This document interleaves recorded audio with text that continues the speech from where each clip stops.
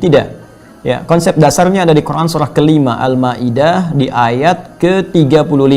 Allah berfirman, "Ya ayyuhalladzina amanu taqullaha wabtaghu ilaihil wasilah." Hai orang-orang yang menyatakan diri beriman kepada Allah, tingkatkan takwamu kepada Allah. Dengan meningkatkan takwa itu, jadikan wasilah untuk mengentaskan persoalan hidupmu dan meraih apa yang kamu harapkan.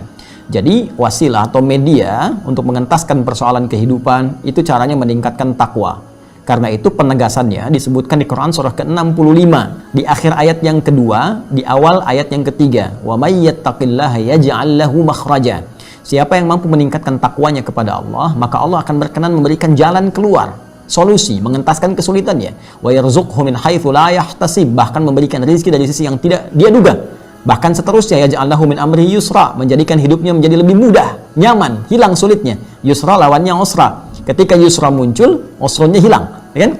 Nah, jadi cara kita mengentaskan kesulitan itu dengan meningkatkan takwa. Takwa, cara meningkatkannya banyak amalannya. Ya, kita ambil misalnya kaidah takwa. Takwa itu setidaknya ada 115 kali paparan dalam Al-Qur'an. Di antara yang pertama, memaparkan sifat orang takwa di Al-Baqarah di ayat kedua sampai 5. Dzalikal kitabu la raiba fihi hudal lil muttaqin. Semua isi Al-Qur'an jangan pernah diragukan, menjadi petunjuk bagi orang takwa. Siapa orang takwa? Apa amalannya? Ayat 3. Alladzina yu'minuna bil ghaib, yaitu orang yang sering mengupdate imannya, diupgrade. Dia tingkatkan terus. Bagaimana caranya? Wa yuqimunas shalah. Dia tingkatkan salatnya. Jadi ternyata salat bagian dari amalan takwa. Takwa bisa mengentaskan persoalan. Jadi salat itu wasilah terbaik tanpa biaya yang bisa menghilangkan kesulitan kita. Karena itu panggilan pertama sholat, panggilan mengentaskan kesulitan. Buka Quran surah kedua ayat ke-45. Ya, wasta'inu bis-sabri was-shalah. Kalau engkau punya persoalan, maka terima dulu dengan sabar masalah itu, karena yang lain pun punya masalah. Kamu akan sukses. Setelah itu, was-shalah, minta solusinya lewat sholat. Karena itu dalam semua bacaan sholat, isinya doa semua. Bahkan boleh kita meminta dalam sujud. Ya, walau dalam sholat fardu, saya memilih tidak dilafadzkan, dalam hati kita minta. Ya, iman kita dipertaruhkan. Al-Baqarah ayat 153, ya, ayat 153. Ya ayyuhalladzina amanu ista'inu bis-sabri was-shalah. Hei, kalau kamu nggak yakin iman kamu di mana, kata Allah. Hei orang beriman, terima persoalan dengan sabar, minta solusi lewat salat. Karena itu kita minta, iyyaka na'budu wa iyyaka nasta'in. Ya Allah, aku sekarang ibadah salat, aku sekarang punya masalah. Aku minta solusi ya Allah.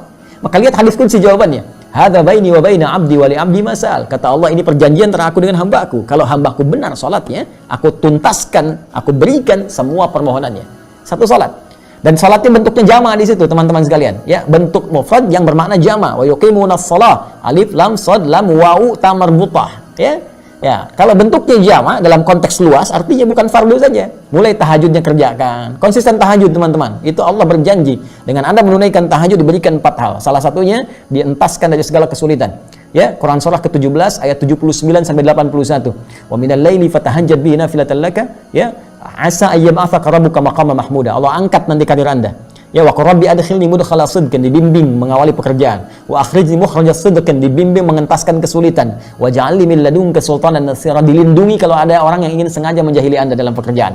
Ya, di salat. Wa mimma razaqnahum yunfiqun, infak. Karena itu tadi ada redaksi. Ya, infak, bersedekah dalam konteks dengan harta bisa mengentaskan kesulitan. Bisa. Ada teorinya itu. Ya, bahkan ada keterangan-keterangan yang disampaikan dari ulama bersanad kepada Rasulullah sallallahu alaihi wasallam. Walladzina yu'minuna bima unzila ilaik, interaksi dengan Al-Qur'an.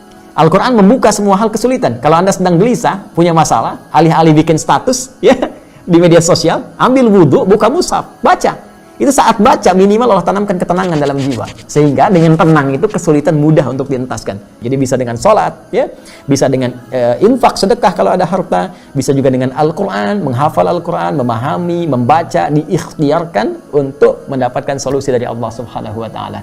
Demikian segala dalil yang tertuang dalam Al-Quran. Semoga dengan itu Allah memudahkan kita untuk mengamalkannya. Itu intinya. Wallahu ta'ala a'lam bishawab.